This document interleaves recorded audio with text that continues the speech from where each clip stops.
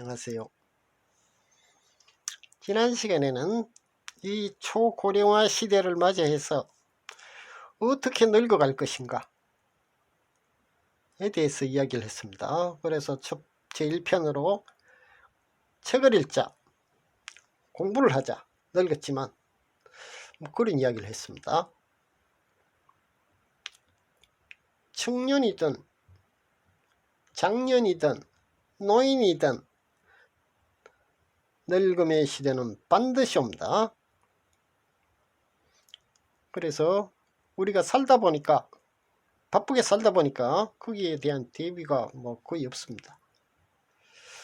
개인적으로 조금씩 뭐 연구하고 뭐 이런 분들은 있겠지만은 그 연구의 폭이 상당히 뭐 깊지 않다 그럴까요? 뭐 갑자기 왔으니까. 그래서 책을 읽자, 공부를 하자.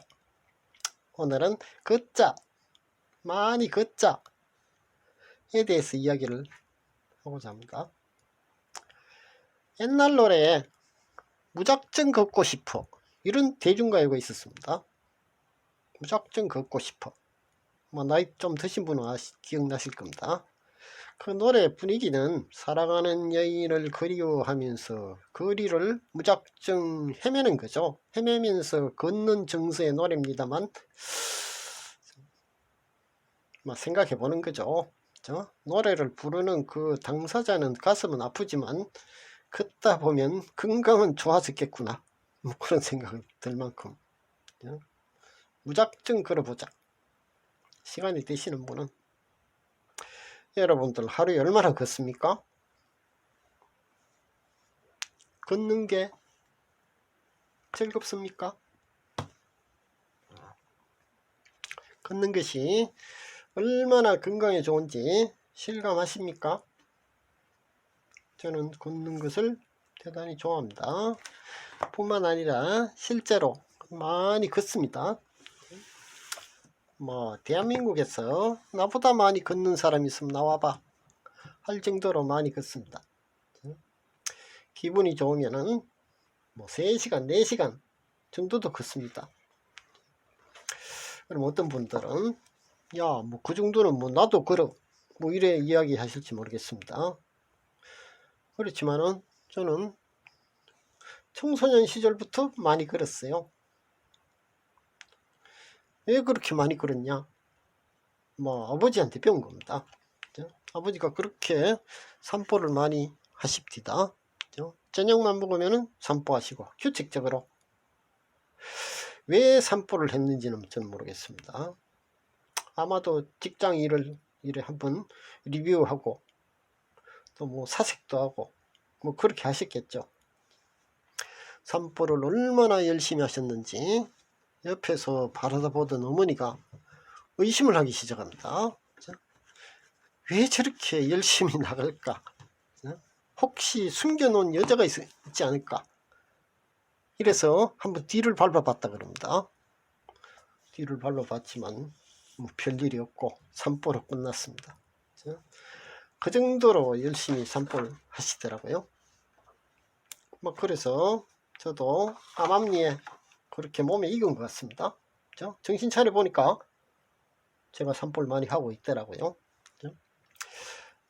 걷다 보면 좋죠. 이웃 동네에 사는 친구도 만나고 또 뭐 동네 아주머니도 만나고 또 나 또래 여학생도 만나고 뭐 그랬습니다. 특히 그 집 부근에 시장이 있었는데 시장에 참기름 가게, 생선 가게, 야채 가게 뭐 많죠.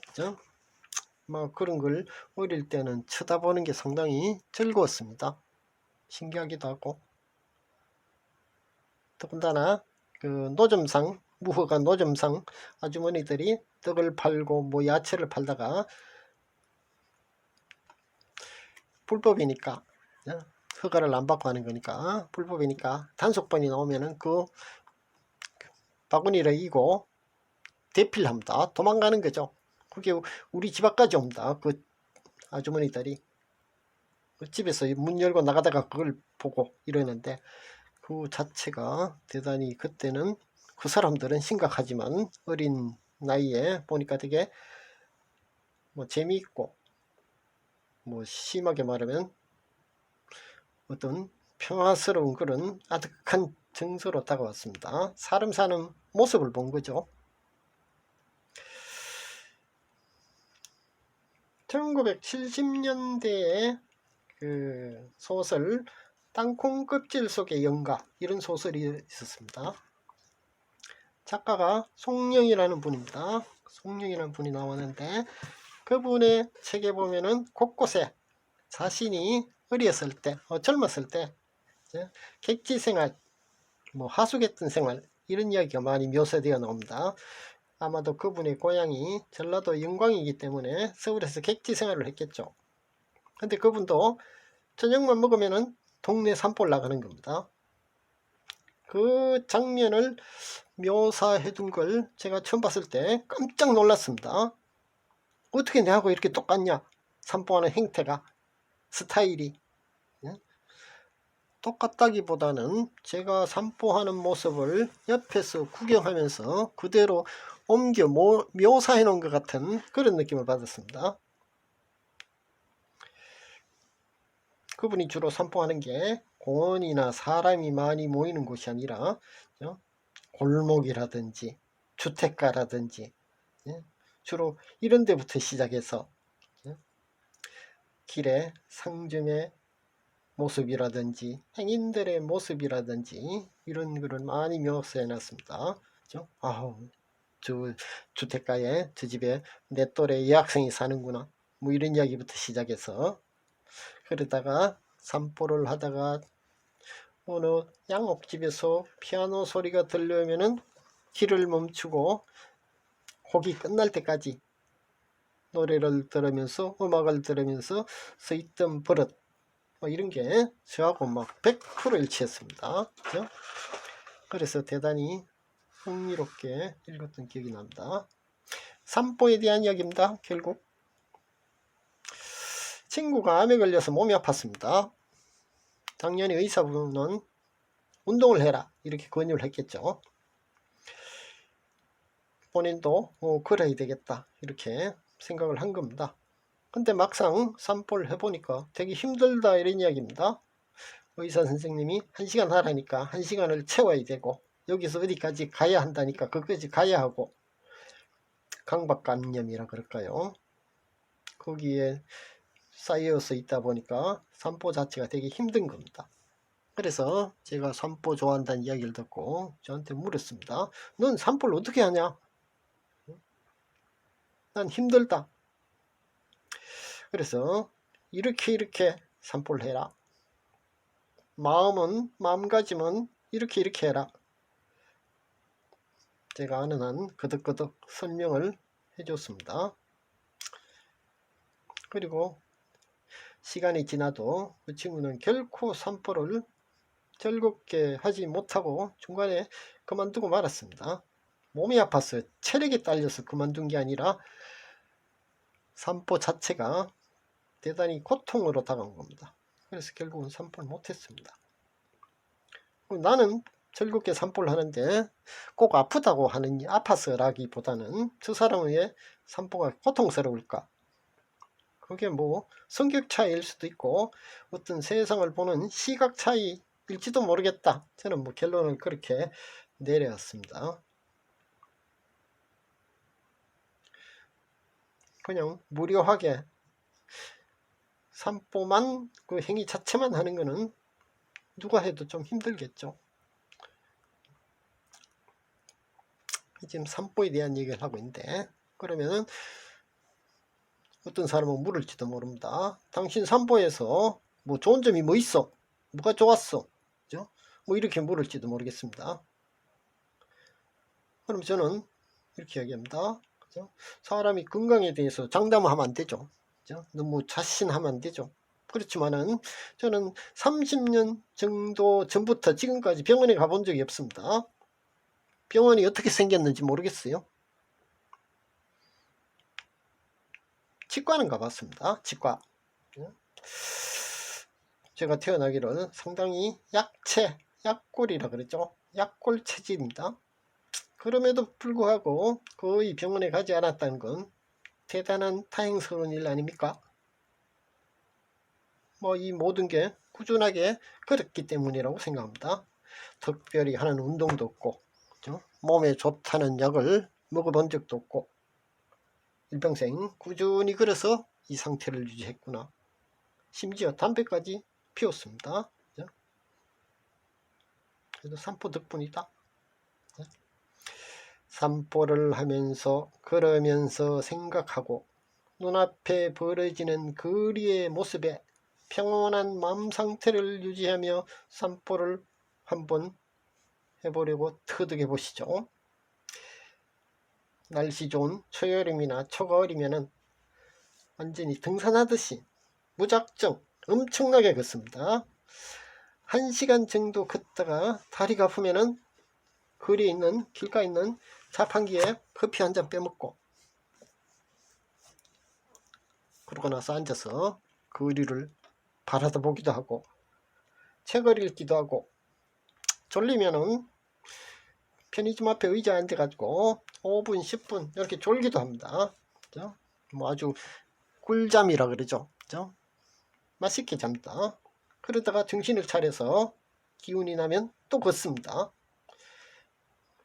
뭐 한가할 때는 그렇게 걸어서 5시간 뭐 6시간 이 정도도 걷습니다.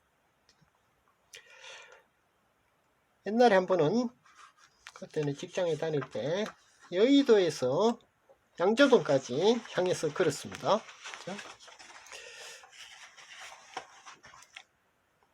얼마나 걸었던지. 나중에는 낙승대역에 딱 오니까 다리에 쥐가 납니다.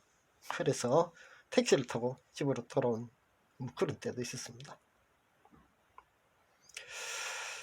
그렇지만은 산보를 하라 그러지만은 사실 우리나라 거리 자체가 산보하기는 대단히 열악한 상태에 있습니다. 서울의 거리 차도 많고 시끄럽고 나무는 별로 없고 골목이 좀 더 아름답고 조용하고 차가 적으면은 산보하기 얼마나 좋겠습니까?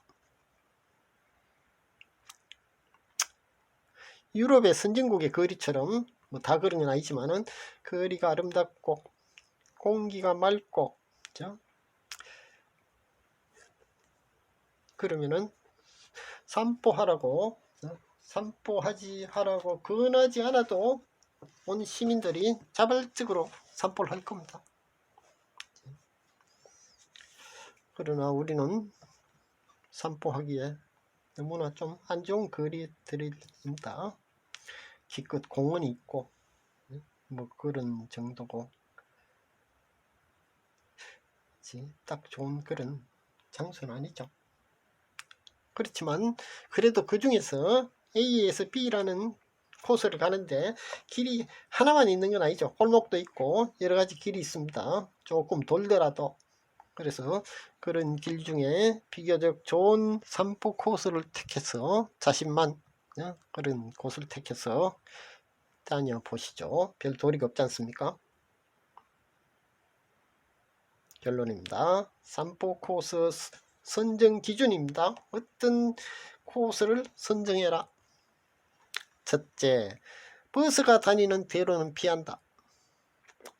두 번째, 차가 적은 거리를 택한다. 세 번째, 조용하면서도 왕래하는 행인이 어느 정도는 있는 거리를 택한다. 산보하는 길이 너무 사람도 안 다니면은 특히 여성분들은 좀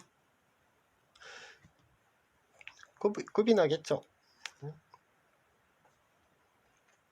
네 번째, 상점과 주택이 함께 어우러져 형성된 거리가 좋습니다. 다섯 번째, 가능한 한 나무가 많은 거리를 택하시죠. 그래서 여러가지 적합한 곳을 택해서 왕복, 산보 코스가 왕복 1시간 이상이어야 합니다. 30분 걸어서 무슨 도움이 되겠습니까? 다음에는 산보하는 요령입니다. 첫 번째, 운동화를 신자. 운동화를 신고 간편한 옷을 입는다. 두 번째, 걸을 때는 긴장을 풀고 몸에 힘을 빼고 허리를 펴고 최대한 편하게 걷는다. 세 번째, 노래를 부르며 걷는다. 거리에 기본 소음이 있기 때문에 노래를 불러도 남들은 모릅니다. 안 느낍니다. 자기 좋아하는 노래 이런 거 한 번씩 노래를 부르면서 가는 게 더 좋습니다. 노래가 부르고 싶지 않은 날 억지로 부를 필요는 없지만, 옛날에는 보면은 술 취한 남자들이 집에 귀갓길에 노래 부르면서 흥얼거리면서 뭐 들어가죠. 지금 노래 부르면서 지나가는 행인이 하나도 없습니다. 젊은 사람들은 좀 있을까요? 그만큼 우리가 긴장되고 여유 없이 딱딱하게 살고 있다, 그런 이야기죠. 옛날에는 그런 분들이 꽤 많았습니다. 노래 부르면서 지나가는 게 노래가 좋은 거죠. 네 번째, 사색하면서 걷는다. 생각하면서 걷는다. 최근의 일도 한번, 지나간 일도 생각해보고, 앞으로 해야 될 일, 할 일이 있으면 한번 생각해보고,